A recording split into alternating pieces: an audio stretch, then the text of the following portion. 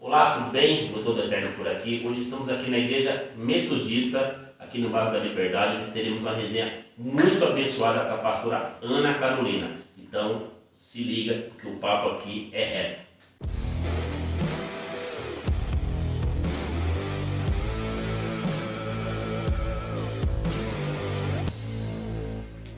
Olá, tudo bem? Doutor do Eterno por aqui. Hoje uma resenha muito especial, muito abençoada. Tem aquele filme A Volta dos que não foram, então a gente vai gravar a gravação que já foi feita, mas não foi pro ar. Nós já gravamos com a pastora Carol, mas perdemos a gravação, plano de Deus, por isso nós estamos aqui de novo, graças a Deus.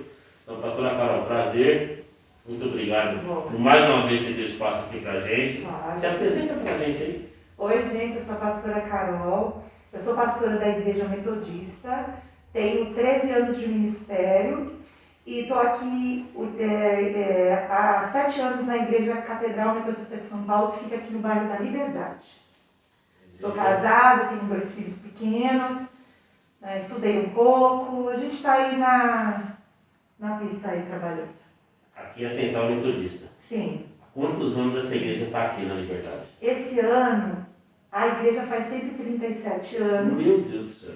E o templo nosso está fazendo 99 anos também. A gente vai entrar no centenário do templo. Porque tem 137 anos de existência no bairro.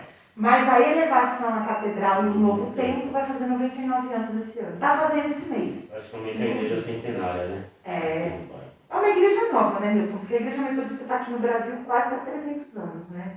200 anos, mais ou menos. Então é uma igreja que tem um pouquinho menos do que o tempo que a igreja metodista está aqui no Brasil. Para quem não é familiarizado com a igreja metodista, de onde são as raízes da igreja metodista? A gente tem um primeiro movimento de fundação na Inglaterra, né? O nosso fundador é o John Wesley. Só isso, John Wesley. Só. Simples assim. Só. É pouco conhecido. É puríssimo. John Wesley. Assim, a igreja metodista, ela vem de dentro da igreja anglicana no século XVIII, né? No final do século XVII, começo do século XVIII. O Wesley, ele é o terceiro pastor da geração dele anglicano. O avô era, o pai era e ele também se tornou. O Wesley era anglicano. Anglicano. Ele morreu anglicano. Sério? Morreu, foi enterrado. O papo que se conta é que até de talar anglicano ele foi enterrado, porque Milton ele nunca pediu para sair da igreja. Ele foi convidado a se retirar da igreja por causa do comportamento dito mais liberal. Atendimento aos leigos, atendimento a famílias mais pobres. Então, ele foi convidado a se retirar da igreja, mas ele não abandonou os votos anglicanos, né? A igreja metodista em si nasceu desse movimento de pregação, que, segundo a história, Susan Wesley ajudou a convencer o filho da participação dos leigos nesse processo. Enquanto John Wesley era líder, os leigos não pregavam. Susana assistiu algumas pregações do Whitefield e comentou com ele, né? Falou, eles pregam bem, né? Mas são leigos. Dá uma oportunidade. Então a mãe convenceu o cara a agregar leigos ao ministério. A igreja metodista foi tomando força institucionalmente.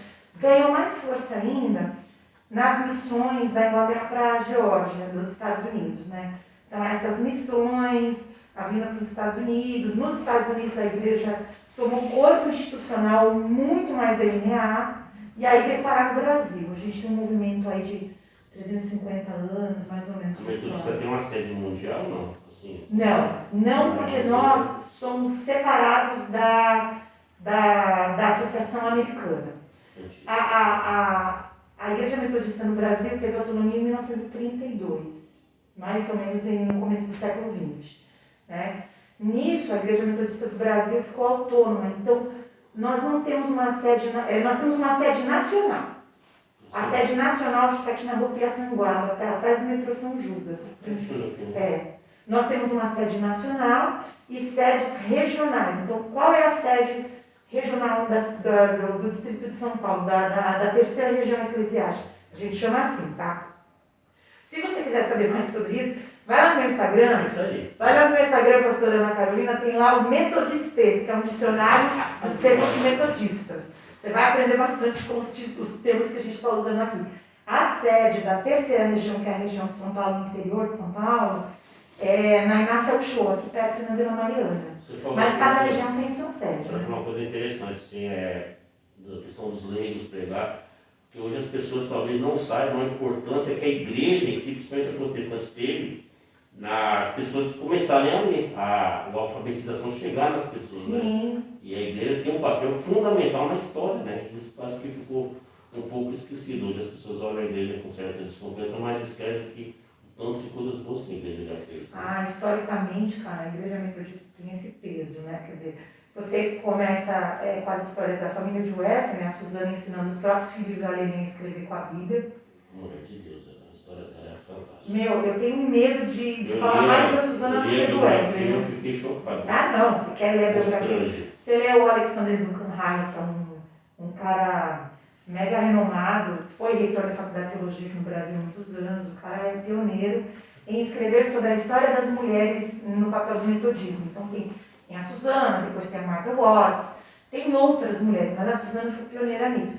Ensinar os filhos a ler e escrever com a Bíblia, ensinar latim e grego para que eles soubessem ler os originais também. Fantástico. Diz que uma das irmãs de Wesley, aos 8 anos, já lia o Novo Testamento em grego porque ela ensinou. Meu Deus do céu. Sorry. Então aí, o movimento metodista, quando tomou corpo, as primeiras fundações foram escolas, né? O Kingswood. E o Kingswood pegava órfãos, atendia órfãos e ensinava as letras. E a escola dominical era para estudar a Bíblia e gramática e língua inglesa. Então, eu venho de uma geração de pastores que são tremendamente dedicados nessa área da educação. Eu não posso me furtar desse legado. E hoje menos, talvez, né? No começo com mais presença social, né? Mas é um legado muito poderoso, maior do que nós mesmos, né? Sobre essa área de educação. Seria importante, acho que a igreja resgatar um pouco disso. Não falo somente isso, a igreja no todo, ela resgatar isso, a questão da educação, a questão social, que parece que se perdeu um pouco, né? Sim. E na questão das mulheres, como é que chegou para ti? Assim, você já nasceu num berço metodista, num berço evangélico?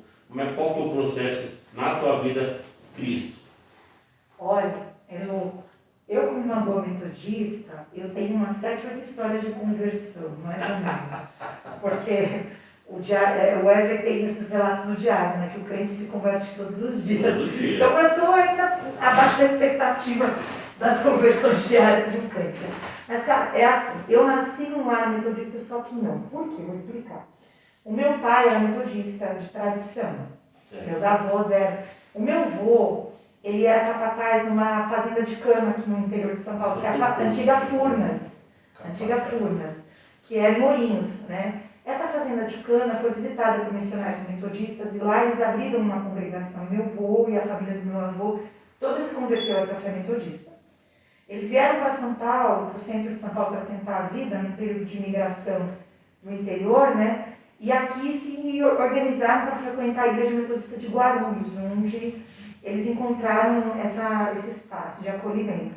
O meu pai, na adolescência, saiu da igreja, teve suas crises, amou mais Elvis Presley do que a Cristo. Meu Deus. E nos anos 50 era proibido violão, bateria, falar de rock and roll. E a garotada, cara, andando de jaqueta de couro e topete com brilhantina, né? Era do diabo isso na época. Então essa galera vazou da igreja, porque Elvis Presley trouxe uma revisão na música para a juventude. Eu estou falando de Elvis porque era a referência desse pessoal. Mas é claro. Mas era crente, para quem não sabe. Então, morreu de overdose, a gente não vai comentar isso. Sim. Mas gravou muitas músicas religiosas, né? Sim, cantava hinos no show dele. Né? Cantava hinos no show, tinha formação batista, né? Tinha formação de batista. Cara, mas a igreja rejeitava esse perfil de juventude, né? Então, e assim, é uma pena, de verdade, eu também acho. Porque eu não estou falando da referência do rock, né? Porque a gente tem também o Chuck Berry, tem outros caras muito bons, até o próprio Johnny Cash, né? Mas assim, dentro das igrejas, o Elvis bombou porque a galera queria violão, a galera queria bateria, a galera queria dançar. Essa galera vazou, né? E meu pai foi nessa onda do pessoal do rompimento dos anos 50. ficou fora da igreja há muito tempo. Diz a lenda que quando eu nasci, minha mãe é católica, né? Diz a lenda que quando eu nasci, ele sentiu assim, fui criado no metodismo, conheci a Cristo no metodismo, preciso levar minha filha numa igreja metodista. Eu não sei, todo metodista tem esse rompante, sabe? De saudade lá de casa. É engraçado. Eu mesmo, quando eu viajo, a primeira coisa que eu procuro é uma igreja metodista no lugar onde eu vou. Eu procurei na Itália, eu achei uma comunidade que na Itália estava unida na época na igreja valdense, né? Quando eu fui, eu procurei. A gente procura isso, é estranho demais, parece que é maior do que a gente. Só uma pergunta, existe igreja valdense na Itália ainda? Eu acho que não mais. Eu acho que você tem alguns prédios ainda como museus. Não me lembro de ver um lugar com culto, mas eu me lembro de ver uma placa dizendo que ali tinha uma igreja. Né? As igrejas na Europa estão... Fica a dica, procure a história dos valdenses. Vale muito a pena conhecer os valdenses. Ninguém fala dessa união da igreja metodista, né? E quem fala geralmente tem algumas críticas. Mas eu acho importante trazer a memória do metodista que nós nos unimos, né, durante a história da humanidade em laços muito fortes para crescimento da fé, para movimentos de avivamento, né, para movimentos sociais e outros movimentos, enfim. A gente não pode ligar isso, né? Agora, na tentativa de me apresentar como uma igreja metodista, aos 5 anos meu pai me levou num templo, na cidade de Osasco, onde a gente morava. E conta a lenda que eu dei um trabalhinho no dia, estranhei um pouco, mas no domingo seguinte, diz a lenda, pulei na cama às 7 horas da manhã e falei, vamos para a igreja. E nunca mais deixamos de ir. Que benção, hein? Aí aos 9 anos, eu tive chamado pastoral. Eu me lembro disso, com 9 anos. Sonho, uma visitação estranha, umas vozes em sonho, uma coisa muito arrebatadora, sabe? Então eu comentei com a minha mãe, que quando eu fizer 18 anos eu quero ser pastora. Isso foi se confirmando na minha adolescência. Isso com 9 anos. Com 9 anos. Isso foi se confirmando na minha adolescência. E quando eu fiz 17 anos, eu fiz a inscrição no seminário. Com 22 anos, eu estava formada em teologia e já assumindo a primeira igreja. Bem decidida. Totalmente decidida, nunca me arrependi, nunca voltei atrás, né? Nunca procurei outra formação. E todo o estudo que eu faço é para agregar a essa formação. Sou pastora antes de tudo. É um chamado de Deus. Eu tenho certeza, mas ele precisa confirmar sempre. Porque uma hora ele Eu pode acho que ele tem que confirmar todo dia, né? Uma hora ele fala, tô derrubando a chamada, acabou, vai para casa, fim, vende para você. Eu vou me submeter, eu não tenho dúvida de que o que eu amo fazer não é maior que o Deus que eu sirvo. Então, um dia que ele disser para mim que não está mais em ordem, eu vou ter que se apaixonar, querendo ou não. Tá. Como que você vê hoje, pastor, o papel da igreja, quando eu falo igreja no todo, né? Como por no nosso país, nós estamos vivendo uma questão pandêmica, nós estamos vivendo uma polarização diabólica, na minha opinião. Como é que você vê, como pastor, você lidera uma congregação importante aqui na cidade de São Paulo, e os pastores conhecem, pastoras, outras congregações, o próprio comportamento, a mídia, como é que você vê hoje o papel, o corpo da igreja no país? Como que você vê a ação da nossa igreja brasileira, digamos assim, no nosso país nesse momento, e o que esperar dessa igreja? Tá. Eu acho, Milton, que a gente tem muitos assuntos aqui, né?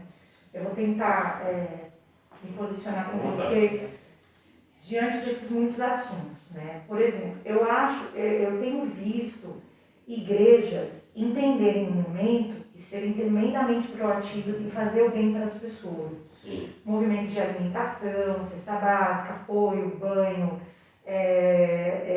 colocar criar assim espaços de rede de mudança social. E eu conheço igrejas que fazem isso. Eu conheço igrejas que se fecharam, né? Vamos nos cuidar, vamos nos fechar, vamos nos concentrar. Eu acho que eu não consigo julgar isso, porque é muito polarizado e muito difuso. E cada líder religioso tem seu direcionamento para delinear o momento que a sua comunidade está vivendo. Politicamente falando, a gente tem um problema com o fã-clube, né? Jesus é muito bom, mas o fã-clube...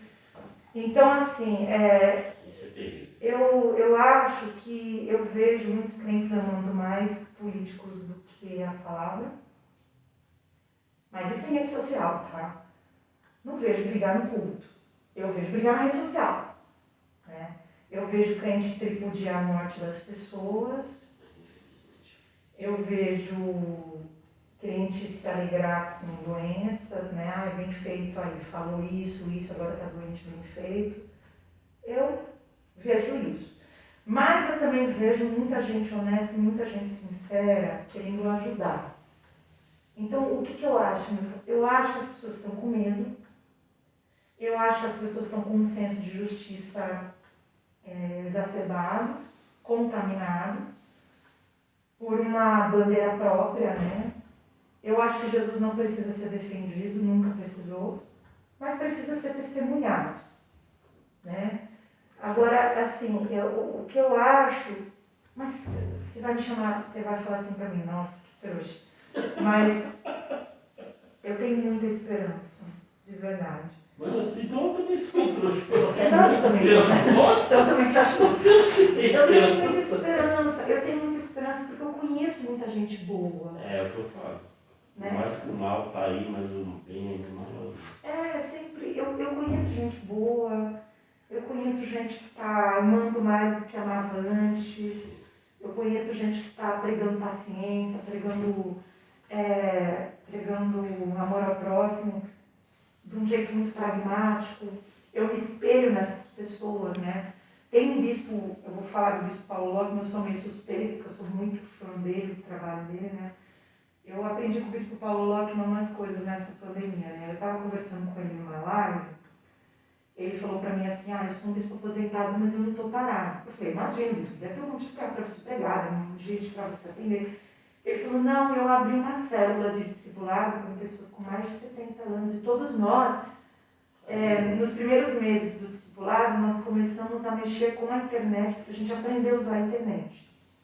Em vez de Bíblia, a gente falava de como mexer na internet. Que legal. Depois que todo mundo aprendeu a mexer na internet, depois que todo mundo aprendeu a usar o Zoom, o Meeting, aí a gente escolheu uma plataforma e toda semana a gente se encontra para se apoiar, para se ajudar, para a gente não ficar sozinho.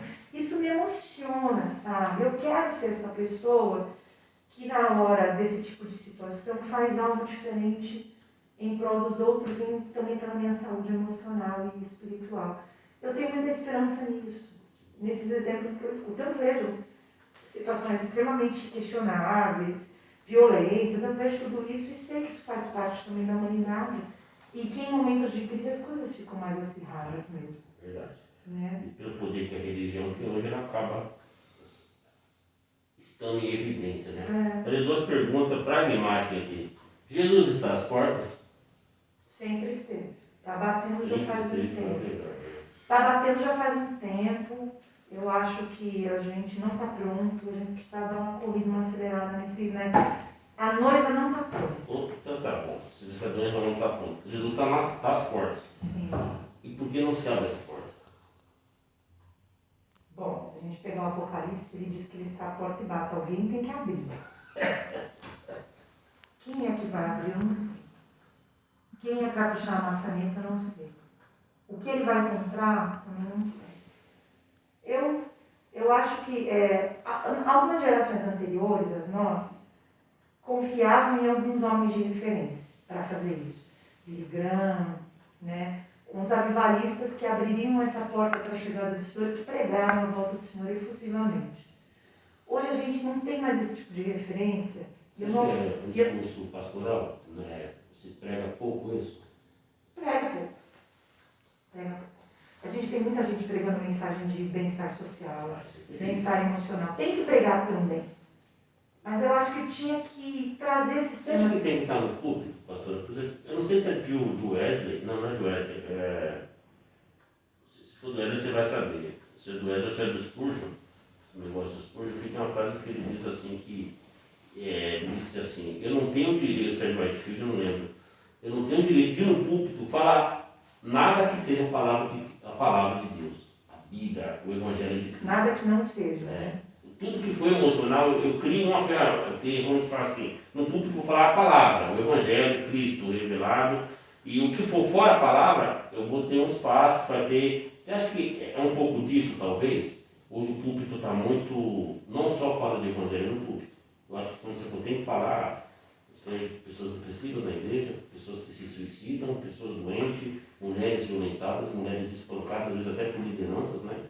E eu falo assim, mas será que o púlpito não ficou um pouco fora, às vezes, do eixo? Não, eu não vejo assim. Eu acho que o púlpito virou palanque para outras demandas, né? Palanque, mas eu acho que a gente tem que falar de umas demandas. Porque, por exemplo, falar de depressão é bíblico. É bíblico. Por que estás abatido, ó minha alma? Por que te perturbas dentro de mim? O salmista está com depressão. O último vídeo foi sobre depressão. O salmista está com depressão. É bíblico falar disso. Né? Eu abomino o divórcio e a violência. Marquês. Então, pastor, eu concordo, mas as pessoas não citam o que é bíblico muitas vezes. Não citam o que é bíblico. Esse é o problema. Não e às vezes usam referência bíblica, né? E às vezes fazem sermões mais apelativos para ganhar seguidores. Isso é. A gente está falando. O meu problema, meu medo, e é o que eu peço a Deus, que os temas que eu trago para o púlpito não sejam da minha agenda.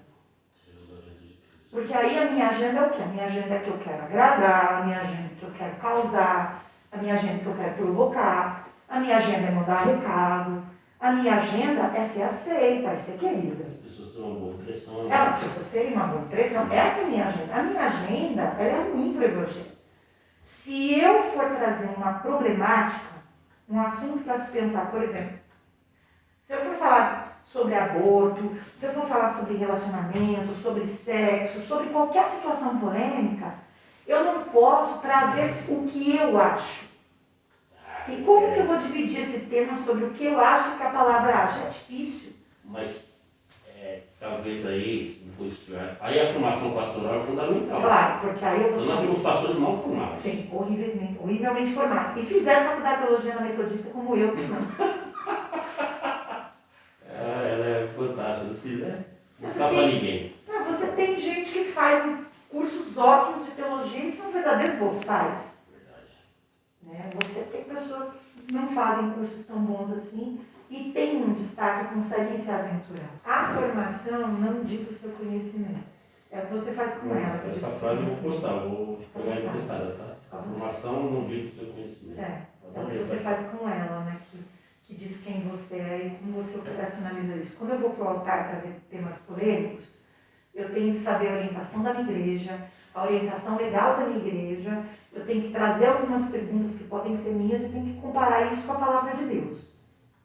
Porque senão, cara, vai ficar uma timeline, não vai ser uma palavra, vai ser uma timeline. Eu entro no Facebook, eu não escrevo o que eu quero. O Facebook pergunta, o que você está pensando? Aí você vai lá e posta. Sim.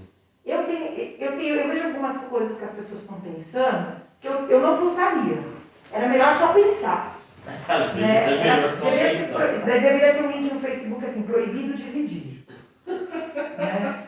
Porque, dá muita vergonha. O fã-clube, é o fã-clube, gente. Aí, eu acho que assim, o púlpito, ele não faz essa pergunta para você, o que você está pensando. O púlpito, ele te convida a dizer o que o Senhor está pensando. E como saber o que o Senhor está pensando? Jejum, oração, vida devocional, leitura da palavra, leitura da regra da igreja. E aí você faz as perguntas diante dessa tradição. Você pode até dizer no púlpito, eu não concordo com isso. Mas se prepare. Você provavelmente vai ter que entregar as credenciais ou dar umas respondidas ali. Eu acho que é plenamente cabível isso também. Agora você tem uns caras que usam luzes, cai neve na hora da palavra, toca assim, toca Enya no fundo, usa Enya ainda, nem sei, acho que foi de velho. É umas coisas muito doidas aí. Você tem uns caras que criam um ambiente mega introspectivo e falam assuntos que tem muita adesão popular. Eu acho que é bom. Qual que é a cooperação disso? As pessoas olham para a palavra e sabem que existem palavras de motivação, mas é só isso. Sabe o que me preocupa? Por exemplo, as pessoas nesses ambientes elas vão ver, vão conhecer, vão ouvir Jesus, vão ler algum trecho bíblico, mas não corre o risco de elas conhecerem um Jesus que não é o mesmo que vai voltar, como diz Apocalipse. Quando vê Jesus de acordo, fala, não, mas esse não é o Jesus. Não é, o cara com a foice da vindima na mão não é o cara que estava lá aquela hora, entendeu? É outro cara. É por isso que eu te falei, esvazia-se o conteúdo da exortação, esvazia-se o conteúdo da reflexão. Você tem um evangelho meio autoajuda. O conteúdo que eu achei. E aí você cria uma conexão evangelical meio autoajuda. Assim. Você fica dependente do pastor, da pastora, do seu líder religioso. Se ele cai, você cai também. Ou se ele cair, você vai ser o fã-clube, aquele que vai defender em todas as instâncias. Não, porque ele é um amigo de Deus, mas às vezes a gente não tem. Esse é o prazer da terrível. Você acaba seguindo homens e mulheres, você falou tudo, você acaba amando mais as imagens do que o que a pessoa diz. E tem uma outra coisa que eu sempre brinco, né, nesse conteúdo, é que quando você vai ser confrontado, você não vai querer mais isso. Ou você vai perceber que aquilo não era tão bom assim como você foi confrontado. E aí tem uma coisa que aconteceu comigo nas redes sociais no tempo, eu fiquei meio bolada. Alguém mandou uma mensagem assim, pastora, qual é o salmo da minha vida? Salmo? Da sua vida. Tem alguns religiosos dentro dessa linha mais pop, dentro do YouTube, do Instagram, que fazem esse tipo de coisa. Qual é o salmo da sua vida? Eu falei assim, não sei, qual você tem lido? Não, você tem que me entregar. Entregar? Qual é o salmo da sua vida? Eu sei o salmo da minha vida, que é aquele salmo que eu medito e que traduz um pouco, emocionalmente falando, o que Deus fala comigo. Né? Eu tenho o Salmo 84, eu tenho o Salmo 34. Eu orei durante muito tempo na minha vida o 51. Teve uma época que eu fui o 42. Eu não sei qual é o Salmo da sua vida, tem que saber você que é a palavra. Né? Mas é essa coisa, qual é o Salmo da minha vida? Qual é a diferença de eu abrir um baralho de tarô, tirar uma carta e falar para você essa carta da sua vida? É muito misticismo, né? Não sei, não entendo isso. A igreja está mística mesmo. Tá? E o gnóstico está voltando um pouco o gnosticismo. As pessoas estão desesperadas, né, Milton? As pessoas eu vejo a procura pelos livros apócrifos, e eu já procurei muito, tenho bastante. Mas quando você estuda o que são parte dos livros apócrifos, tem que tomar cuidado com o que você procura. Porque parte nasceu dos gnósticos e... Você lê, por exemplo, o Evangelho da Bíblia. Você lê o Evangelho de São Bartolomeu, são os dias que Jesus passou no inferno. Esse eu não li ainda. Nossa, só isso. Eu vou ler o Bartolomeu? São Bartolomeu. É um livro apócrifo que conta os dias da estadia de Jesus no inferno. É bem bonito. Mas não é oficial. Nem é bíblico. Não tem nem parâmetro. Não foi tirado nem na reforma, né? Nem estava lá na hora da reforma. Quer dizer, não foi agregado, foi descoberto depois. Eu não sei se São Bartolomeu é de Nag Hammadi, eu não sei. Tem os evangelhos, tem os apocalipses de Moisés, o apocalipse de Enoque, o apocalipse de Adão e Eva. Apocalipse de Adão, eu falei, mas tinha apocalipse de Adão, cara. Porque são textos gnósticos do segundo século, eles não são referência, né? Não foram considerados na hora da publicação, são póstumos, né? Não são referência. O livro de Tomé. Livro de Tomé, né? Jesus, é Tomé que Jesus faz passar em reviver. Tomé. E aí os amigos xingam ele, ele transforma em carneirinho, né? Tomé. É complicado isso, né? Um negócio meio doido, né? Meio doido. Eu acho complicado você agregar esse tipo de literatura, como eu acho também inadequado você começar a andar atrás de gente que prega um Jesus que não é bem isso, entendeu?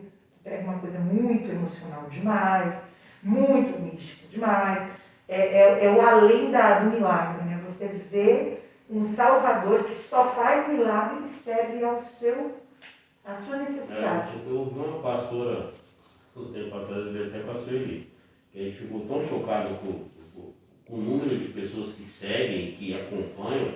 Eu falei, mas não é possível, mas assim, num dos vídeos dela, ela comenta que ela foi para o inferno 12 vezes. Ela já foi, 12 vezes. Eu não sei, mas a última vez, ela fala que Jesus chama ela e Jesus empurra ela pro inferno. Eu falei, mano, não é Felipe? Jesus empurra ela e ela cai lá no inferno, Jesus desce depois e fala para os demônios, não mexe com ela, que eu que mandei, eu que trouxe ela aqui de novo. E aí ela vai na autópsia do inferno, ela vai no porão, não sei o que. Constantino. Nossa, pior que Constantino, pior. Tem um filme também, Agarre pro Inferno. Aí tem 170 mil seguidores, os vídeos dá 80 visualizações, e o pessoal, amém, pastor, é isso aí. Eu falo, meu, você precisa ler a Bíblia. Não, a Bíblia. Essa pessoa, eu prefiro ler até a comédia, a Divina Comédia de Dante. Não, eu prefiro ver a Marvel. Marvel. Eu sei que é mentira, mas eu gosto. O que eu vou fazer lá? É só para exibir, dizer, ó, demoniada, não toca? O que ela vai fazer lá? Gente, eu não entendi. Pastora, mas você sabe que me assusta? É que as pessoas compram essa ideia e às vezes a pessoa, ela mesma crê nisso. Meu, não tinha esses dias rodando um vídeo de uma louca que parou o carro e começou a falar do anjo da morte no dia 30 de março?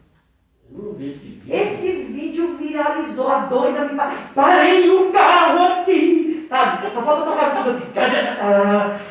Música do tubarão. Parei o carro aqui! E esse espírito me diz: anjo da morte! Ah, mano, sai pra lá!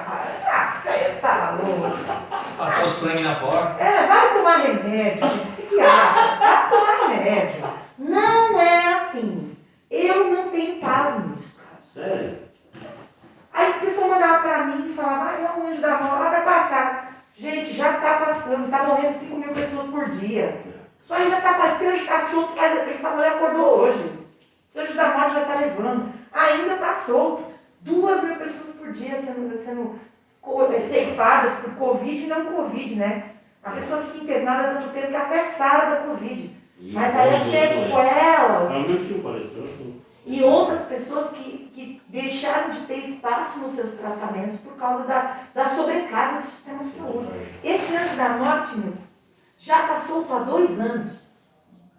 E essa doida parou o carro para dizer que ele ia passar só no dia 30 de março. Esse calendário tá com bug. Gente, se ele já pode seguir ele, tá mudando faz tempo. Ele falou com ela só naquele dia, eu vou passar dia 30, tá? Gente, e as pessoas ficam enlouquecidas. Então muita gente me mandou mensagem dizendo que não estava dormindo com medo do dia 30 de março. Sabe o que me assusta, assim? É que esses tipos de pessoas, elas acabam, talvez até oprimindo, pessoas que realmente têm um dom espiritual, têm um dom até de revelação, mas... Quem no filme, né? Tira a credibilidade de pessoas sérias, pessoas que têm um dom mesmo, pessoas que têm uma revelação, mas que falam com decência, não fazem esse tipo de escândalo, mas vem essas coisas, aí vem essa papagaiada. Tem um pastor, não sei se eu falo pastor Babão, ele tem um trabalho incrível aqui na Cracolândia. Essa semana ele estava escutando ele na rádio, ele falou que 90% das pessoas que estão na Cracolândia, que ele atende diariamente, quase 500 pessoas na Cracolândia dando almoço, cobertor e fazendo curativos, 90% são ex-cristãos. Pessoas que saíram de dentro da igreja e falaram, olha, tem pastores, tem missionárias, mulheres que eram do círculo de oração, mulheres de padres, tem muita gente, mas eu até sei que tem, mas quando ele falou a proporção 90%, eu fiquei chocado, fiquei 90%. De tantas pessoas que a igreja matou espiritualmente, né? Ou se perderam, a igreja não atendeu, não soube, né? Aqui a gente faz um dia de voluntariado, a gente não fez mais desde que a pandemia começou. A gente abre a porta da igreja, oferece um monte de serviço, todo mundo quiser entrar, pode entrar, tem lanche, tem banho, tem atendimento odontológico, um dia só, a gente não conseguiu fazer mais vezes, porque é muita demanda isso. Eu faço qual que é o meu trabalho nesse dia? Eu faço um cenáculo de oração. Só que eu não faço cenáculo, eu não acredito num cenáculo de oração que funcione para orar só pela equipe. Eu abro o cenáculo para quem quiser entrar receber oração. A maioria das pessoas em situação de rua que entram aqui, nesse dia, vão no cenáculo receber uma oração. Filho de pastor, ex-pastor, ex-crente. Pessoas creem em Deus, mas não creem mais na igreja, né? E nem na vida, né? Porque se abandonaram todas as estruturas ditas legítimas, né? Então, do banho à casa, não faz mais sentido. E a igreja, principalmente. Não me choca esse número, porque é o que a gente sabe. Essa semana eu estava andando com um amigo meu, que foi buscar, acho que foi cesta básica também. Fui lá na casa da Rocha, fazendo uma visita lá, Ele não é um caminho, quando você passa no glicério, tem muito, muito nossa, pipoca. Aí eu falei, Alex, será que Jesus pensaria, cara, se ele andasse hoje aqui, estivesse aqui andando aqui, sei que ele está aqui, mas se ele tivesse como ver Israel naquela época, acho que ele estaria muito triste, cara. Acho que aqui ainda tem essa história, essa estrutura. Mas o que a igreja tem que fazer para transformar também a região que ela está ali na parte social e na parte educacional, de reeducar aquela mãe que traz a sua criança, mas ela sabe que a mãe é perdida, digamos, entre aspas. Como é que faz isso, pastor? Além de ter muito amor, que eu acho que é necessário o amor, né? Eu acho que a gente tem que olhar para a situação e tentar fazer o que é possível, dentro daquela conjuntura que você tem ali, né? Por exemplo, aqui no nosso bairro, a maior demanda é de população de rua, né? Então, o que a gente tem aqui de frente de trabalho? A gente tem um albergue de permanência, um albergue de passagem para adultos e uma casa de adolescência e criança de trânsito, né? A gente mantém essas instituições para trabalhar com essa população, porque aqui a demanda é muito grande. Aqui é muito grande. E aí eu, como pastora, atendo mulheres, notifico o conselho tutelar, né? Encaminho para psicólogos, né? Faço atendimento quando a pessoa não tem condições. Eu acho, Milton, que a gente tem que fazer o que é possível, porque não vai dar para abraçar o mundo com as pernas e as mãos, né? Assim. Mas a gente pode oferecer algo. Então, qual é a demanda do lugar onde você está? É a primeira pergunta que você tem que fazer. Porque essa demanda, que é maior, você cria uma estrutura um pouco mais coesa, mais concisa, mais focada. E aí as outras coisas você vai tentando agregar e apoiando e envolvendo outras pessoas nesse movimento. Eu tenho um projeto de mulheres de apoio a mulheres abusadas, né? Eu faço rodas de conversa, né? Ofereço um serviço de apoio, porque eu sei que nem todo mundo tem condição de pagar psicólogo, psiquiatra. Então eu faço esses encontros, mas eu não posso atender 40, eu posso atender 3. Por 8 encontros eu posso atender 3. É o que eu consigo, é o que eu faço. Um pequeno mundo, mudar um pequeno mundo para mudar um grande, para impactar em uma grande nação. Essa a igreja tem essa estrutura e nós podemos fazer isso ao entorno. É o que eu consigo. Eu acho que se a gente já tiver essa... Cada um fazer o que consegue já ajuda. Já muda. Alguma coisa já muda. Muda muito. Pastor, está quase aqui no finalzinho, a conversa, se deixar, a gente rola até muito tempo. É verdade, a gente já está falando bem antes de começar a gravar. Mas eu gosto, viu? Gosto bastante. Tem alguma mensagem que você quer deixar aí especial? Tem. Eu caminho com um testemunho, gente, de uma superação de depressão. Depressão a gente tem alguns elementos, né? É um tabu ainda no meio cristão. Eu aprendi a ser uma criança depressiva, eu assisti na minha família pessoas viverem em ciclos de depressão profundas e não procurarem ajuda. E eu cresci com esse gatilho emocional da baixa estima, gatilho emocional daquela ansiedade que parece que você vai infartar toda vez que você se coloca numa situação de perigo, de risco. Eu procurei ajuda. E hoje eu sou uma pastora que levanta essa bandeira da quebra do tabu da saúde emocional, principalmente entre mulheres. Então a mensagem que eu quero deixar para você no dia de hoje é a mensagem que está no Salmo 139 e outros exemplos de outros textos bíblicos que você vai encontrar, como a história da unção de Davi, a história de outras pessoas que Jesus cruzou o caminho. O Senhor Jesus não olha a aparência, Ele conhece o coração. Deus não olha a aparência, Ele conhece o coração.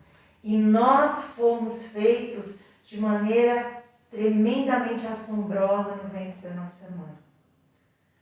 E aí, quando a gente nasce, a gente esquece disso. E as doenças emocionais nos empurram para cada vez mais negar isso dentro de nós. Se você está doente, se você está com ansiedade, se você está com dificuldade de ser feliz nas suas realizações, se o seu bebê chegou e você está mal com isso, não está se sentindo bem, se você parece que vai infartar toda vez que fica triste ou com medo, se você não dorme, se você não come ou come demais. Lembre-se que seu Deus, o meu Deus, o nosso Deus, conhece o coração. E hoje eu venho aqui para dizer para você, procure ajuda. A gente tem psicólogos cristãos, psicólogos não cristãos também, que são muito bons, profissionais bons, renomados. Você vai conseguir sair desse processo e fazer com que gerações posteriores a você não sofram os impactos deste tabu cultivado no meio da classe dos crentes. Quem tem depressão é gente. Crente é gente? Tem. Depressão não é falta de fé, não é falta de crer. Depressão é coisa de gente. E nós precisamos nos cuidar. Eu não gerei filhos para calamidade, então as minhas heranças não sofrerão com esse tabu. Eu vou me cuidar, eu vou tomar remédios, eu vou fazer tratamento, e os meus filhos serão pessoas felizes, Milton. Eu declaro isso aos olhos da fé. Morre em mim essa tristeza. Eu disse para Satanás assim, eu acho que não foi o diabo que pôs a depressão em mim, mas eu acho que como na família a gente vem crescendo com isso, sim, ele se aproveita, ele fica como um leão, né? Sim. Ao redor para devorar. Então, Deus sopa, ele pega. Eu falei para o diabo assim, isso acaba aqui. Acaba aqui.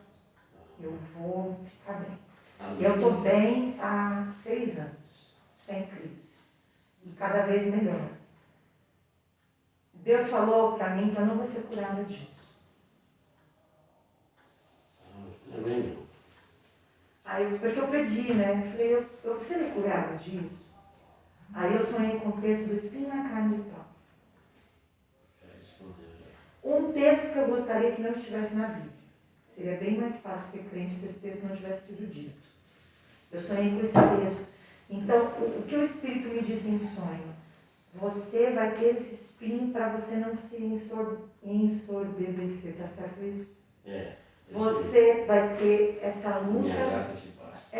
Porque você vai ajudar outras pessoas a lutarem também. E infelizmente é científico isso. Depressão não se cura. A gente acha que se cura, então para a terapia, para o remédio, volta a viver normalmente. Dali a 6 anos acontece uma coisa horrível, você volta para o buraco. Você precisa vigiar com isso, né? É igual ao alcoolismo. O alcoolismo também, a pessoa que sofre da doença do vício do alcoolismo, ela não é nunca considerada um paciente em alta. Eu acho que todo vício que cria dependência, e a tristeza, você está sempre lutando contra ele. E a tristeza é um vício. Ser triste vicia. E tem pessoas que gostam disso. Eu nunca tinha ouvido isso, mas é interessante pensar nisso. São doenças emocionais ligadas à obsessividade, né? Você tem várias explicações químicas para isso. Mas eu acho que a pior doença, Milton, é essa falta de empatia dos crentes em ouvir um testemunho que a pessoa está com depressão, que é expulsar o demônio. Eu acho que as pessoas não conhecem o amor de Cristo. Eu acho que não tem cura, mas eu creio que o amor de Cristo ele nos mantém lutando contra isso da nossa vida. O tempo todo. Eu vou lutar, Milton, a minha vida inteira, não tem problema. Eu vou ficar bem? É a pergunta. Se eu for ficar bem e se meus filhos forem felizes, eu luto. Não tem problema. Isso aí. Não tem problema. Não passe por isso, gente. Larga disso. Abrace nessa fé a ciência, busque ajuda, liberte-se disso. Diga para Satanás nesse dia. Acaba agora. Muito bom. Olha, as redes sociais da pastora Carol vai estar na descrição desse vídeo, mas a gente vai estar colocando também durante o vídeo lá. Instagram, Facebook, YouTube, podcast também. Vem. Bombando aí, já vai estar podcast. Tudo aí nas redes sociais. Se inscreva no nosso canal, Não vou é a última vez que eu estou falando Milton do Eterno, porque a gente vai mudar o nome do canal, a gente não tem o nome ainda, mas Deus mandou mudar, a gente vai mudar o nome, a gente vai estar orando para abrir um nome, mas se inscreva no canal. Como mudar? Ele te visitou em sonho, te falou? Eu em oração. É? Por quê? O que ele falou do seu nome? Então, mudar o nome do canal. Mudar o nome não só o nome do canal, mudar o nome daquilo que eu faço. Você me conta quando você tiver a... Certeza. Você falou pra ele que ele tem que dizer qual é o nome novo, né? Então, eu estou esperando em Deus. Eu leio a Bíblia para alguma coisa surgir, alguma coisa, mas até agora não apareceu. Eu sei que a gente sonho, a gente já tem que terminar esse papo assim, mas eu preciso falar uma coisa primeiro. Quando eu escolhi os nomes dos meus filhos, Deus me visitou em sonho com uma figura. Eu vi uns pés andando ao redor de mim. Caramba. E aí eu senti a presença do Espírito Santo em sonho. Eu sonho muito. E aí ele falou, aí eu escutei uma voz assim, eu não gosto dos nomes que você escolheu. Meu Deus. Aí eu já fui pra cima, né? Se você não gosta, então você fala. Qual que é pra pôr? Porque eu também não vou ficar adivinhando. Eu não sou médium. Ele tem que dizer. Eu tinha escolhido Paola e Luiz Fernando. Né, os nomes dos meus bisavós e o nome do pai do meu marido. São nomes que eu amo. E eu falei, se eu tiver um casal, vai ser Paola e Luiz Fernando. Aí ele me entregou uma palavra através de uma pessoa que não conhecia, que ia ser um casal. E é um casal, você sabe que é um casal. E eu falei, é Paola e Luiz Fernando. Aí eu sonhei, ele falou, eu não gosto desses nomes. Eu falei, então você fala, porque eu não sou médium, eu não vou ficar quebrando a minha cabeça. Qual que é? Ele falou, Sara é a princesa que vem primeiro, Emanuel é o segundo que vem para glorificar o meu nome. Vai lá olhar a certidão de nascimento, é Sara e Emanuel. Vou discutir? Não dá Não pra vou. ser. Mas ele teve. Eu falei, ó, você quer mudar o nome, então se Acho que eu preciso ser mais ousado. fala pra ele. Se não gostou do nome mais, qual é o nome? Então, Eu tô chocada. tenho certeza que você aí que está aí, se não é inscrito, depois dessa você se inscreveu só para saber qual é o seu nome do canal. Siga nós também no Instagram, Milton do Eterno. E siga também nosso Instituto Redenção. Eu falo isso porque eu sou presidente do Instituto Redenção, que é o nosso braço social, trabalhando com pessoas na periferia, na região de Itacoaxetuba, cidade de Cameron e até outros estados do Brasil. E também já em algumas famílias lá em Moçambique, né? Uou, sério? Um pouquinho que Deus nos está dando, nós está conseguindo multiplicar fronteiras. Então siga nossas mensagens, curte esse vídeo, compartilha. E é isso daí, Milton do Eterno, uma resenha muito especial com a pastora Carol. Bênção de Deus. E na próxima já vai ter um nome novo. Aleluia. Ele vai falar, gente.